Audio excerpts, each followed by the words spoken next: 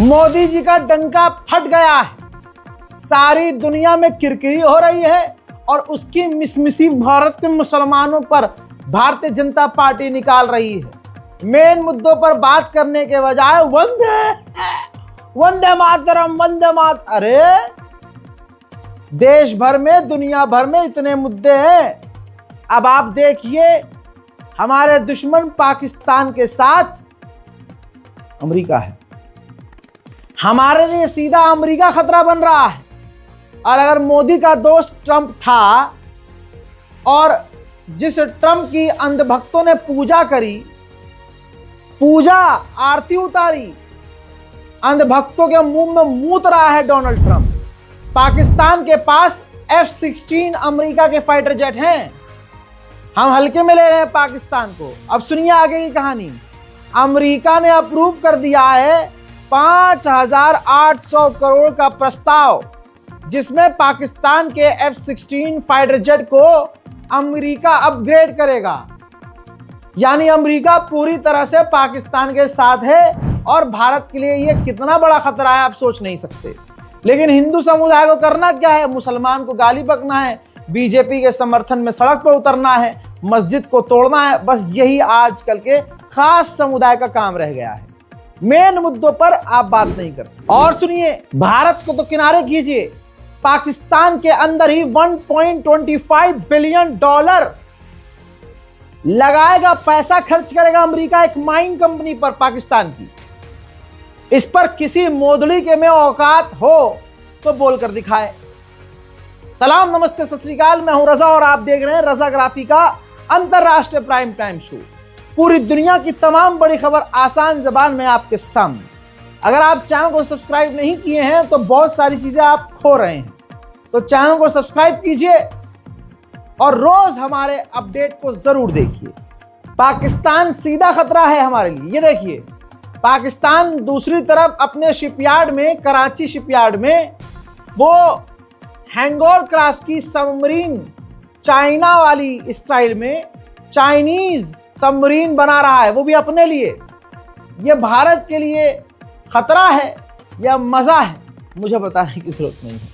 वहीं Pakistan SARS group से भारत को निकालकर एक नया ग्रुप बना रहा है, जिसमें अब बांग्लादेश भी राजी है कि हाँ, भारत को निकाल दिया जाए और हमारा अपना एक ग्रुप बनाया जाए, जिसमें चाइना भी है। लेकिन किसी मोदड़ी की औकात नहीं है कि इस बात को आपको बताए।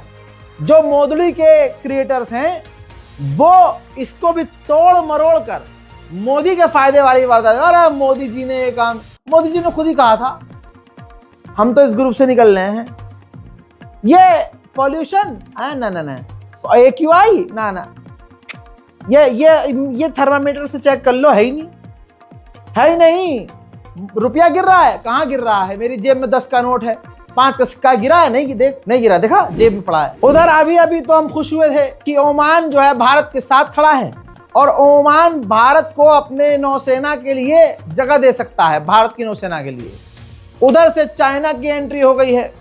चाइना ने ओमान से बात करना शुरू कर दिया है। चाइना की भी अब नेवी कहा जा रहा है ओमान के अंदर अपनी जगह बना रही है। डंका कितना खतरनाक बज रहा है मोदी का, आप सोचिए। अमेरिका क्या कहता था, आज हम अमेरिका कहते हैं तू क्या है बे। औकात देखिए अंधभक्तों की। भाई, भारत पर एक और अमेरिका का हंटर, जो भारतीय प्रेग्नेंट महिलाएं हैं, अमेरिका ने उनके लिए वीजा ब्लैकलिस्ट कर दिया है। जो भी महिलाएं प्रेग्नेंट हैं वो अमेरिका नहीं जा सकती भारतीय। उधर अमेरिका को खुश करने के लिए मैक्सिको मैदान में कूद गया। मैक्सिको ने भारत पर, चाइना पर और कई देशों पर 50% टैरिफ लगा दिया है। अब चीखते रहो, जय जय श्री राम, भारत माता की जय, वंदे मातरम। चीखो, जोर जोर से चीखो ताकि ये सब छुप जाए। इस साल 6ठी मर्तबा मोदी ने ट्रंप से बात की है फोन पर और रिश्तों को ठीक करने की भीख मांग रहे हैं हम। नहीं हम कहा, रिश्तों को ठीक करने की ट्रंप भीख मांग रहा होगा।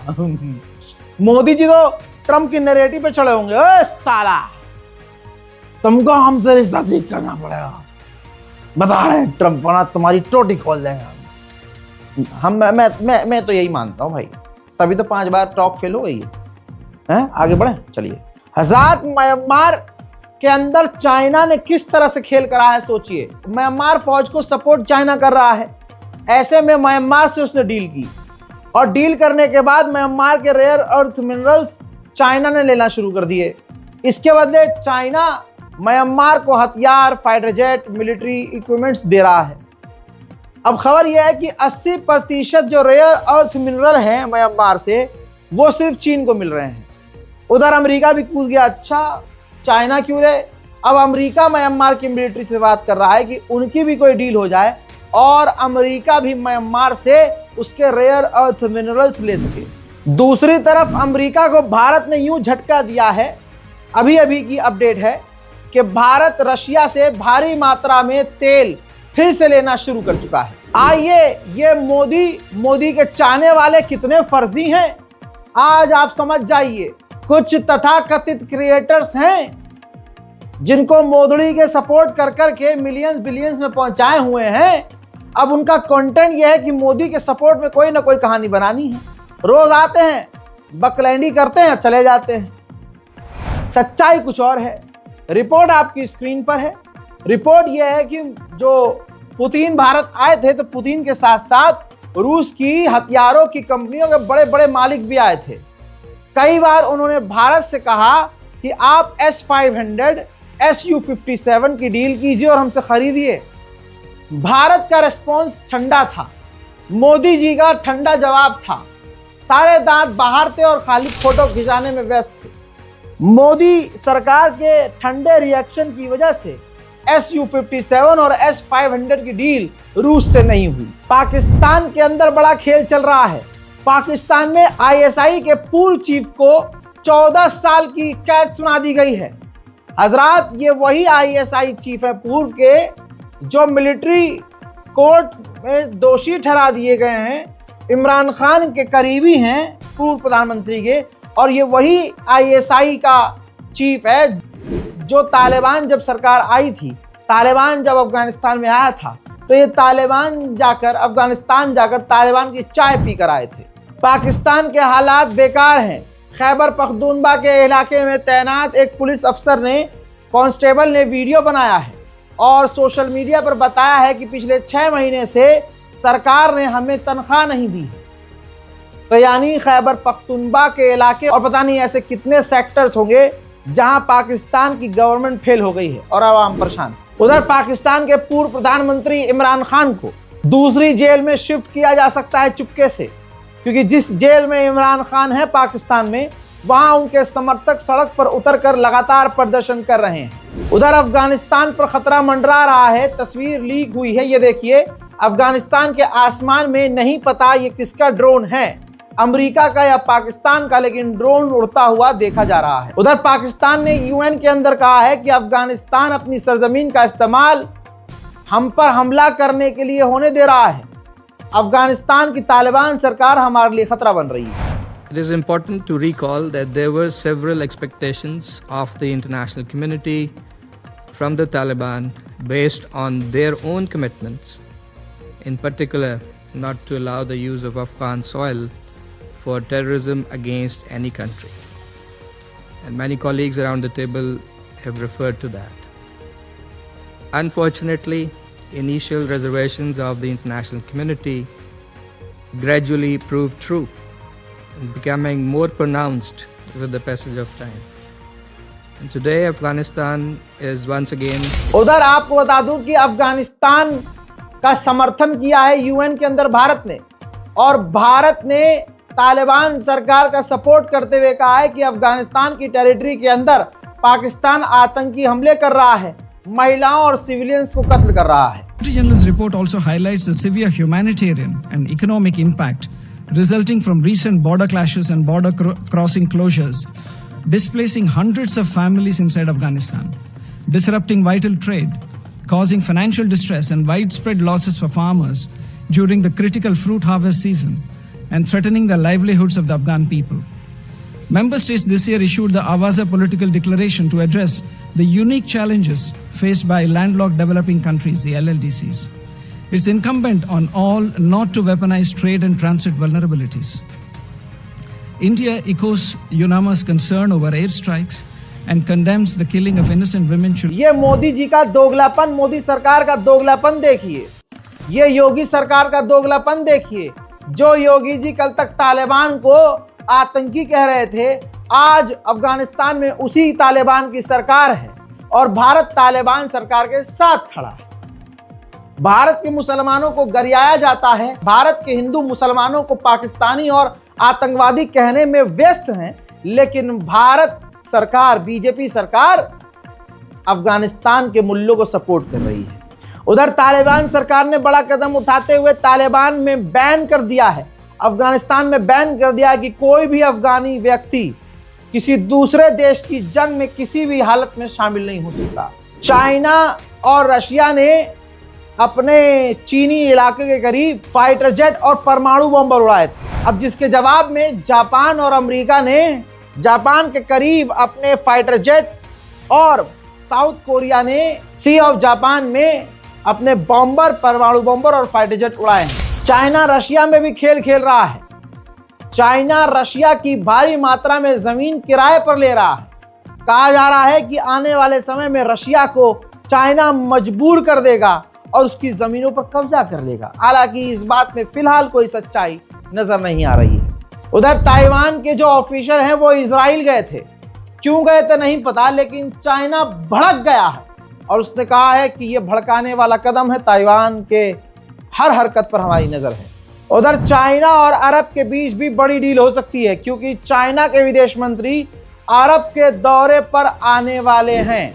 हजरात, अमेरिका के ही डॉक्यूमेंट, सीक्रेट डॉक्यूमेंट से खुलासा हुआ कि अगर चाइना और अमेरिका की जंग हुई तो चाइना अमेरिका के एयरक्राफ्ट कैरियर को समुद्र में दौड़ते हुए अमेरिकी सेना को बुरी तरह से तबाह कर सकता है। झटका दिया है डेनमार्क ने अमेरिका को और कह दिया है कि अमेरिका हमारे देश के लिए, देश की सिक्योरिटी के लिए खतरा है। हजरात, म्यांमार के मिलिट्री का आतंक देखिए।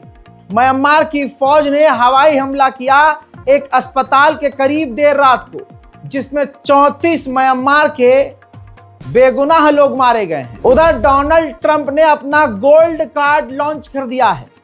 अगर आपको अमेरिका की नागरिकता चाहिए, 9 करोड़ दीजिए और अमेरिका का, डोनाल्ड ट्रंप का गोल्डन परमानेंट सिटीजनशिप ले लीजिए। हालांकि कहा जा रहा है कि कीमत बहुत ज्यादा है, लेकिन लेने वाले तो लेंगे। उधर अमेरिका चाहता है कि यूरोपीय यूनियन से इटली, हंगरी, पोलैंड, ऑस्ट्रिया, इन चारों को निकाल दिया जाए, तभी यूरोपीय यूनियन बेहतर होगा। जब ममदानी जीता तो भाई साहब सब पागल हो गए, अरे ममदानी, मुसलमान ममदानी जीत गया। ममदानी ने भी जीतते ही पोपट करना शुरू कर दिया। ये देखिए, जो ममदानी साहब हैं वो अमेरिका के कई इलाकों में जो यहूदियों का हुआ है प्रोग्राम, धार्मिक प्रोग्राम, वो उसमें गए हैं, उस इवेंट में शामिल हुए हैं और इजरायली रब्बियों से उन्होंने मुलाकात की। हज़रात मोहतरम, ईरान, तालिबान और पाकिस्तान के बीच अब मीडिएटर बनेगा, बातचीत करवाएगा और इस बातचीत में चाइना और रशिया को भी ईरान शामिल कर रहा है, जो बड़ा अच्छा कदम है। हजरात, अब ऑस्ट्रिया ने भी बैन लगा दिया है, 14 साल से कम उम्र की बच्चियां हिजाब नहीं पहन सकती। उधर अमेरिका ने वेनेजुएला के काफी बड़े टैंकर को, जिसके अंदर तेल ईंधन मौजूद था, सीज कर लिया है, डकैती डाली है।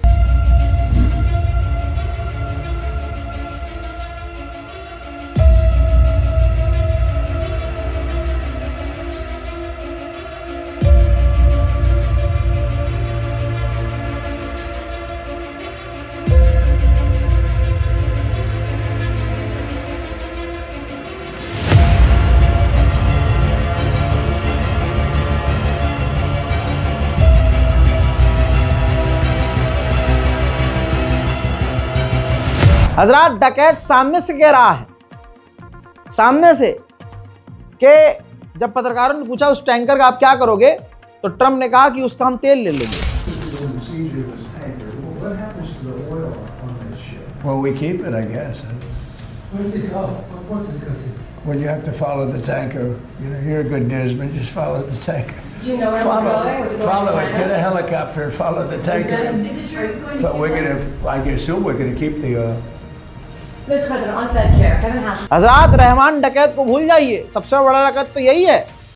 उधर रहमान डकैत से बात याद आई है कि ये पूरा प्रोपेगेंडा फिल्म है। ये बनाई फिल्म बहुत अच्छी है, एक्शन जबरदस्त है।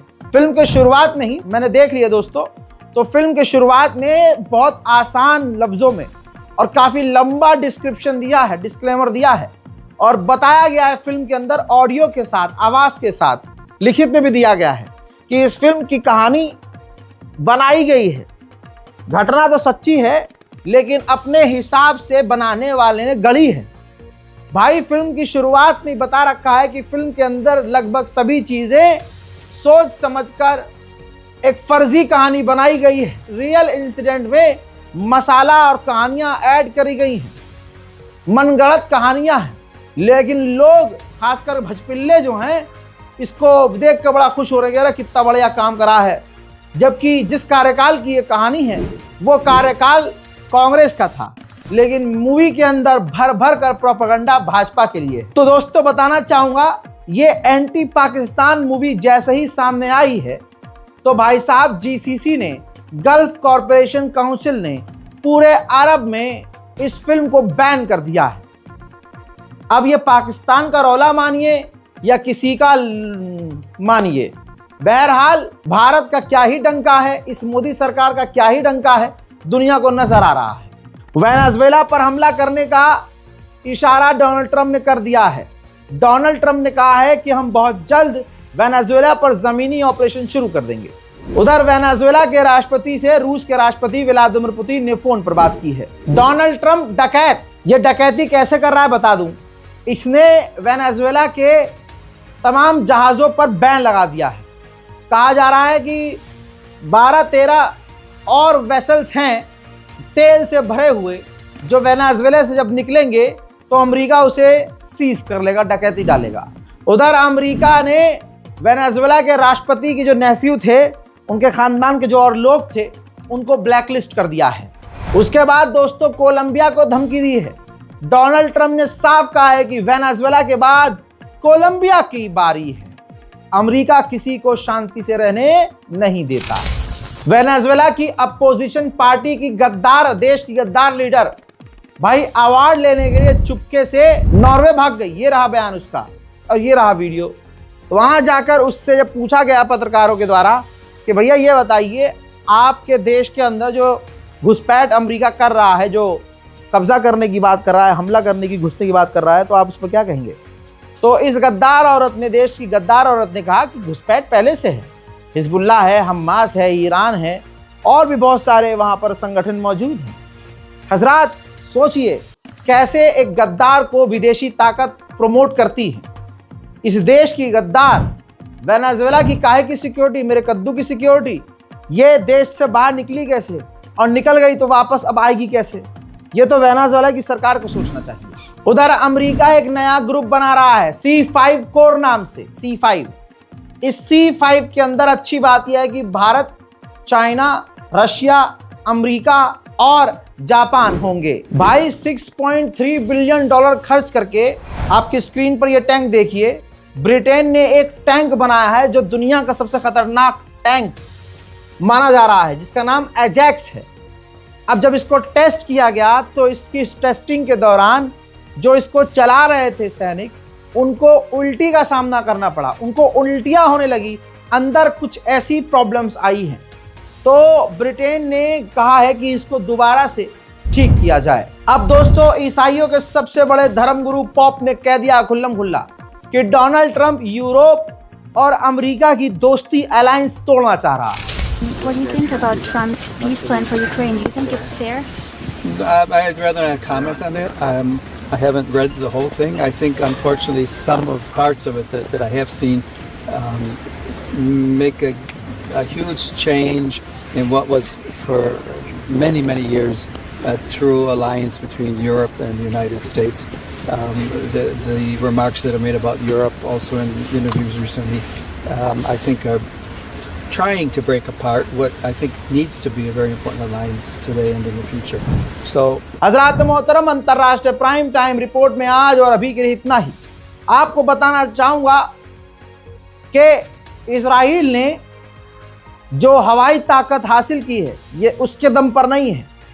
एक वक्त था जब रूस की हवाई ताकत को, सोवियत संघ के फाइटर जेट को इजराइल ने डकैती डालकर चुराया था।